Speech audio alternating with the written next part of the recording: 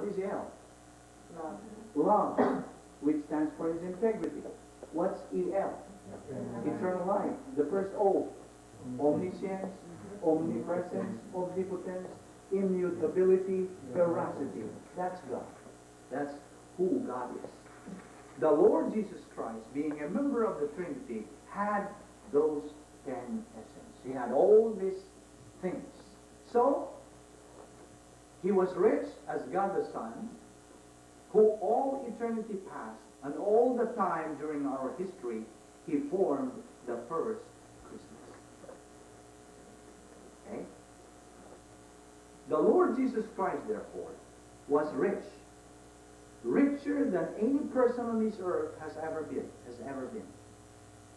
He was richer than all the world put together, because he is the God of the universe.